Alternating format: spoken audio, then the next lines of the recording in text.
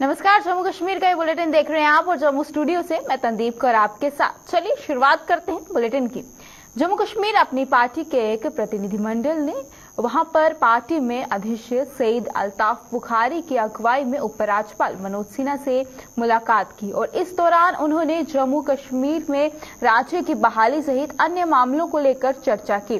उपराज्यपाल से मुलाकात के बाद सईद अल्ताफ बुखारी ने मीडिया को संबोधित किया और आइए देखते हैं कि अल्ताफ बुखारी ने इस मुलाकात में क्या कुछ कहा।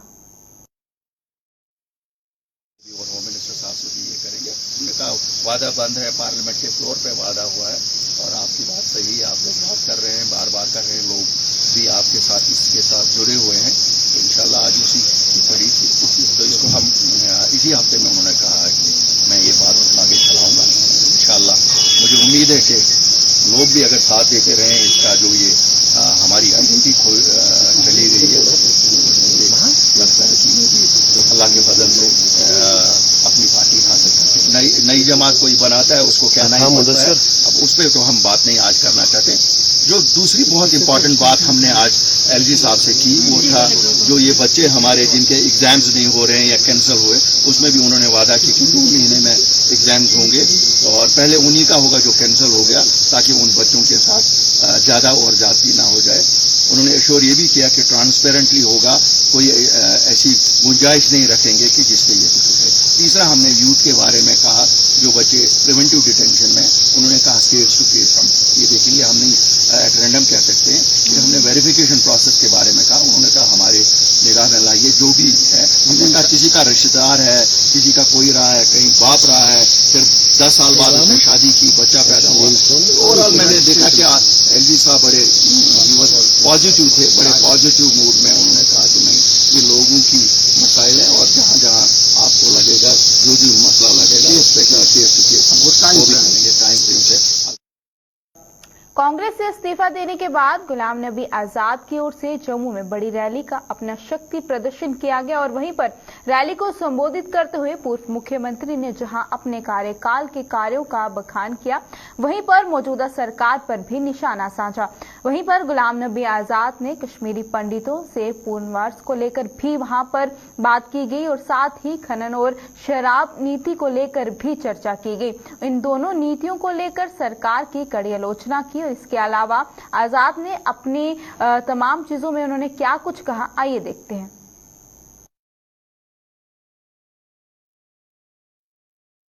वाइन शॉप कश्मीर में तो है नहीं, लेकिन जम्मू में 50-250 थी, उसमें 100-200 भी बाहर। नहीं, कश्मीर में तो खुलने ही नहीं देते ना, अब खोली होगी, लेकिन जम्मू में मुझे मालूम है 250 था। 250 में से सिर्फ 10 या 12 मिल गई, बाकी बाहर बात। और उनका व्यापार बिजनेस बच्चे इसी पर तालीम हासिल करते थे 30 साल के 40 साल के लिए। हमारी रेत थी, जो गरीब आदमी मकान बनाता था, वो बाहर से आए ठेकेदार वो 1000 गुना ज्यादा कीमत पर बेच रहे हैं, बजरी बेच रहे हैं। हमारे गरीब कहां से मकान बनाए? बिल्डिंगें बनाने की कीमत 10 गुना बढ़ गई, कॉलेज स्कूल बनाने की 10 कीमत बढ़ गई। क्या सीन है, क्या सहूलियत मिलती है? कोई सहूलियत नहीं मिलती। अस्पताल मैंने बनवाए, डॉक्टर के लिए भी मैंने पार्लियामेंट में हेल्थ के नाते हिंदुस्तान के जो हेल्थ से रिलेटेड एक्ट उसमें चेंज किया। डॉक्टरों की तादाद कितने गुना बढ़ाने की आपके मेडिकल कॉलेज दिए, सुपर स्पेशलिस्ट दिए। फिर कहां जाते हैं ये डॉक्टर? फिर गांव में डॉक्टर क्यों नहीं? कहां जाते हैं? क्योंकि गांव की तरफ किसको ध्यान नहीं। शुक्रिया अदा करता हमारी गुजारिश किस पर, मनमोहन सिंह ने जो जगती, मैंने वो जगह भी खुद देखी, चुन भी की और बनवाई भी, और मनमोहन सिंह जी इनॉग्रेट की तकरीबन 20,000 हमारी कश्मीरी वहां, और उसके अलावा और 2-3 जगहें वो भी मैंने बनवाई। जम्मू बडगाम में भी प्राइम मिनिस्टर ने पैसा दिया, उससे भी बनवाए। कुछ मुफ्ती साहब के जमाने बनी, कुछ मेरे अमीन भट्ट से अब के कुछ एरिया में बनी। तो ऐसा हम जबानी नहीं कहते, जो हमारी रिसोर्स थी उस वक्त में हजारों लोगों को बसाया। मेरे वक्त में ही प्राइम मिनिस्टर ने 6000 लोगों कश्मीरी पंडित के लिए रिजर्वेशन दी थी। 3000 के लिए मैंने पहला एडवर्टीजमेंट किया था और वो आए थे। उस वक्त तक से आज तक वो 6000 पूरे नहीं हुए, लेकिन पिछले 2-3 सालों से जो नौकरी करते थे कश्मीर की, उनकी फिर किलिंग शुरू होना हो गई है। ये किलिंग बंद होनी चाहिए। जो आना चाहिए उसके लिए रहने का बंदोबस्त करो। जो नई पार्टी बनेगी, कई नाम लोग दे रहे हैं, वो सब गलत है, अभी डिसाइड नहीं किया। हमारी पार्टी का और झंडा जम्मू सूबा के लोग, कश्मीर सूबा के लोग और लीडर मिलकर जो तय करेंगे वही झंडा होगा, वही नाम। पुंछ में पाकिस्तानी आर्मी की ओर से एक भारतीय नागरिक को भारतीय आर्मी के हवाले किया गया। दरअसल मोहम्मद रशीद निवासी दिगवार तेहरवान सीमा पार कर पाकिस्तान में चला गया था, जिसे अब पाकिस्तानी आर्मी ने इंडियन आर्मी को सौंप दिया है। रशीद के परिवारजनों के मुताबिक रशीद मानसिक तौर पर परेशान था और वह 30 अगस्त से लापता चल रहा था, जिसके बाद परिजनों ने पुंछ पुलिस स्टेशन में उसकी गुमशुदगी की रिपोर्ट दर्ज करवाई थी। बताया जा रहा है कि इससे पहले भी सीमा पार जा चुका है, जिसे अब पुलिस पूछताछ कर रही है।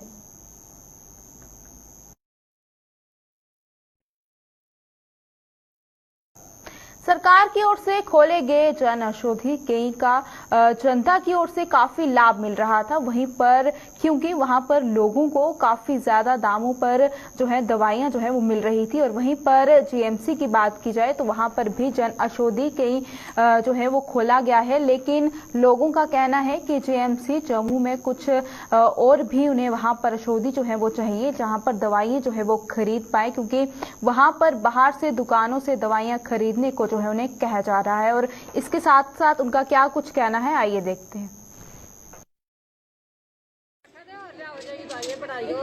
पर्ची दस्यो अपनी आली सर, ये देखियो फ्लॉक्सी को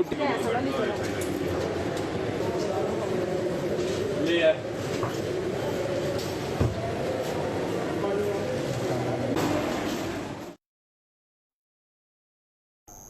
महाराजा हरि सिंह के जन्म दिवस पर सरकारी अवकाश की मांग को लेकर जम्मू संभाग में जगह जगह जो है प्रदर्शन का सिलसिला जारी है। वहीं पर जम्मू में युवा राजपूत सभा सहित अन्य संगठनों ने जहां इस मांग को लेकर प्रदर्शन कर रहे हैं, वहीं आज 13वें दिन भी युवा राजपूत सभा द्वारा इस मांग को लेकर जम्मू में धरना प्रदर्शन किया गया। इस दौरान युवा राजपूत सभा की मांग का समर्थन कर रहे राजपूत करनी जो है सेना द्वारा भी धरना प्रदर्शन जो है वहां पर किया गया। और इस अवसर पर राष्ट्रीय राजपूत करनी सेना के प्रधान अर्जुन ने सरकार पर निशाना साधते हुए बताया कि जिन महाराजाओं ने जम्मू कश्मीर की बुनियाद जो है वो रखी है और इसके विकास किया है, उनके जन्म दिवस पर छुट्टी के लिए धरने प्रदर्शन जो है वो करने पड़ रहे हैं। उन्होंने कहा कि जब तक सरकार उनकी मांग पूरी नहीं करती तब तक उनका धरना प्रदर्शन जारी रहेगा। 13 दिन ये थे शांतिपूर्वक तरीके ने महाराजा हरि सिंह की छुट्टी की डिमांड करते। अज सारे लोगों कन्नै मैं जम्मू के खास करिए डोगरे कन्नै ये आखूँ कि अज संयम रखियो, परीक्षा की घड़ी है। जिन्ने भी लोग अज आ दिन शांतिपूर्वक तरीके कन्नै सिर्फ अपनी आवाज़ बुलंद करनी है, असें ना तो कोई तोड़ फोड़ करनी है ना किश करना है। सिर्फ ये सरकार ही याद कराना है कि जम्मू के किश डोगरे हैं जेडे छुट्टी चाहते हैं, जिंदा तुम मजाक उठा दो। अज अस बड़े दुखा कन्नै आखना चाहना मैं कि जिंदियां रियासतां हियां जेड़े इत्थों दे मालक हे, अज उंदी छुट्टी वास्ते अस ते प्रोटेस्ट करा दे आं। सारा पूरा नौजवान जेड़ा सड़कें उतरी गेदा। मैं ये आखना चाहना गौरमेंट की, अगर साढ़े कुसै नौजवान गी कुछ होई जंदा ओह्दा जिम्मेवार कौन होग? ओह्दा जिम्मेवार तुस होगे, फिर ओह् तुसें भुगतना पौग। अज सारे लोग पूरे जिन्ने भी हर जाति पाति पिछे छड्डियै हर मजहब दा बंदा अज रोड पर उतरी है।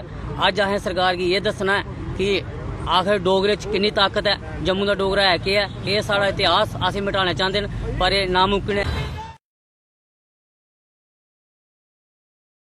वहीं महाराजा हरि सिंह के जन्म दिवस पर सरकारी अवकाश की मांग को लेकर विभिन्न संगठनों द्वारा तवी नदी पर बने पहले और चौथे पुल को बंद कर प्रदर्शन किया गया और वहीं पर दोनों पुल बंद होने से कुछ देर तक यातायात जो है बुरी तरह से प्रभावित रहा। प्रदर्शन की अगुवाई कर रहे इन संगठनों ने नेताओं का जो है उन पर आरोप था कि पिछले 13 दिनों से वो महाराजा हरि सिंह के जन्म दिवस पर सरकारी अवकाश को लेकर धरना प्रदर्शन कर रहे हैं, लेकिन सरकार ने अभी तक इस मामले में कोई भी कदम नहीं उठाया।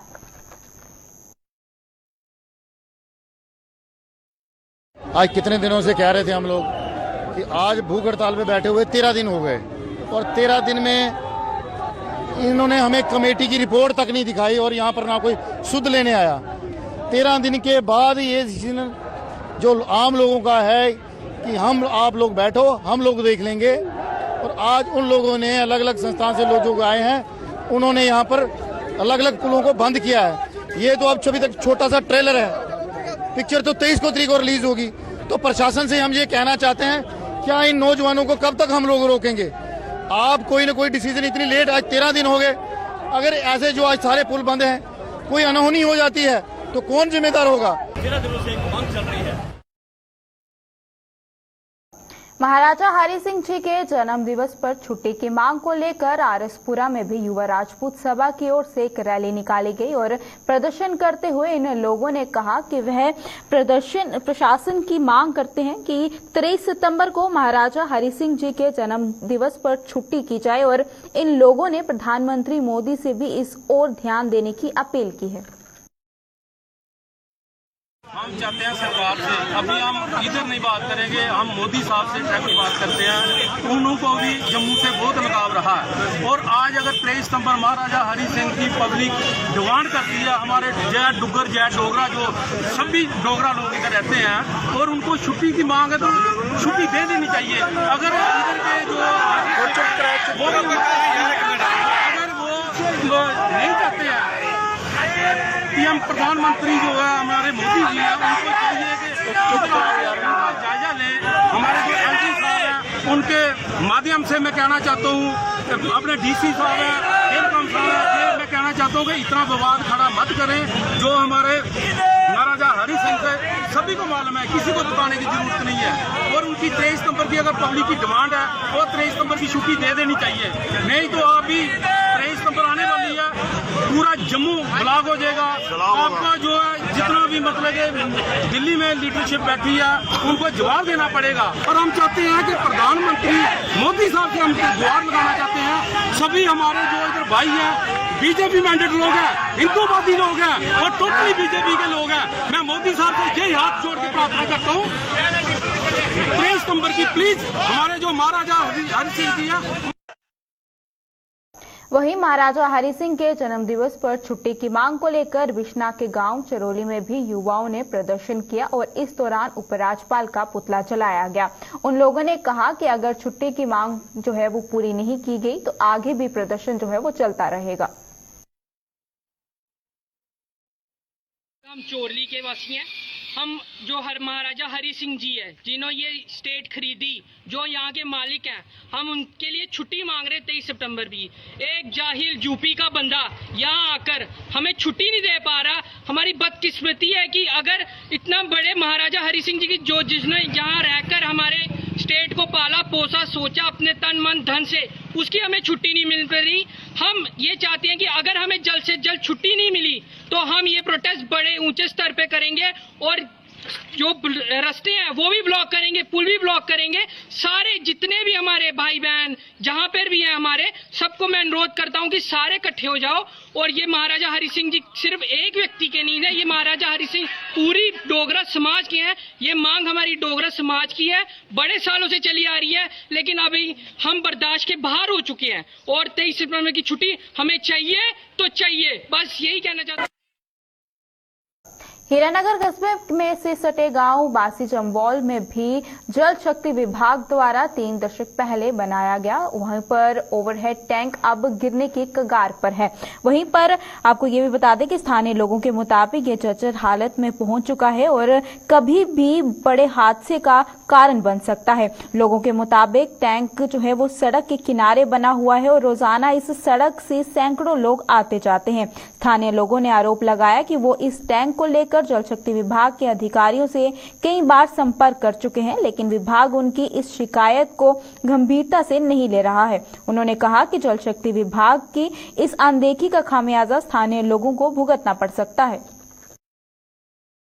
ओवरा टैंक जो बना है ये बहुत रिस्की है। हमने 2-3 बार पहले अप्रोच किया, हमने मीडिया वालों को भी लाया था 1-2 बार इधर, लेकिन उसका भी कोई एक्शन नहीं हुआ। ये टूटने के कगार पर है, कभी भी कोई बड़ा हादसा हो सकता है, क्योंकि आगे जो हमारे गांव है बासी से आगे बाग है, जांडी बाग, हजारों की तादाद में रोज के 5-10 हजार बंदे इधर जाते हैं, सैर के लिए जाते हैं, तीर्थ स्थान है। ये जो लोग आते जाते हैं इनके लिए बहुत खतरा है। ये बासी जम्बाल। अच्छा। आप जो ये पीछे वाली स्ट्रक्चर देख रहे हैं ये गिरने के कगार पे है, ये कभी भी गिर सकता है। 11 kV का नीचे से वायर जा रहा है और यहाँ से लोग गुजरते रहते हैं, ये कभी भी नीचे गिर सकता है और कोई ना कोई मिस हैपनिंग हो सकती है, जो कि बाद में हम लोग पछतावे से ज्यादा पहले अच्छा है कि हम लोग इसको पहले प्रियोर जो इसके मेजर्स हैं इसको डिसमेंटल किया जाए, ताकि ये जो मिस हैपनिंग है उससे रोका जाए। वैसे भी इस स्ट्रक्चर का कोई फायदा नहीं है, ये सिर्फ ऐसे ढांचे की तरह खड़ा हुआ है। किसी महकमे को आपने अप्रोच किया? हमने काफी बार इनसे रिक्वेस्ट करी हुई है, इवन हमारे गाँव के निवासियों ने, सब लोगों ने इकट्ठे होके हम लोग गए वहाँ पे, लेकिन आज दिन तक इसका कोई उपाय नहीं निकाला उन्होंने। प्रॉब्लम ये है कि जब से ये बना हुआ है ना, तो उसी टाइम से खतरे से खेल रहे हैं हम। नीचे वायर जो जा रही है वो हाई टेंशन वायर जा रही है, वो कभी भी ये गिरेगा तो हो सकता है 2-3-4 डेथें हो जाएं। कि यहाँ ट्रैफिक हमारे गांव के भी चलते रहते हैं, हमारे रिलेटिव गांव जो 2-3 हैं वहाँ से लोग सभी गुजरते हैं, मोटरसाइकिल चल रहे हैं, कार चल रही है, ऑटो चल रहे हैं, बच्चे स्कूल के आ रहे हैं, तो ऐसा ये क्योंकि ये गिरने के कंगार पर पहुंच गया है।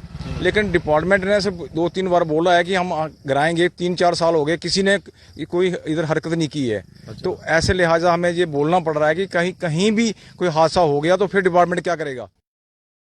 सांसद जुगल किशोर शर्मा ने आज कैनाल रोड का दौरा किया और इस दौरान सांसद ने सड़क का लोकार्पण भी किया और इस अवसर पर जम्मू के मेयर चंद्रमोहन गुप्ता भी उनके साथ मौजूद थे। इस अवसर पर सांसद जुगल किशोर शर्मा ने आज जम्मू नगर निगम द्वारा किए जा रहे कार्यों की सराहना करते हुए कहा कि जम्मू को स्मार्ट बनाने के लिए जम्मू नगर निगम दिन रात कार्य कर रही है।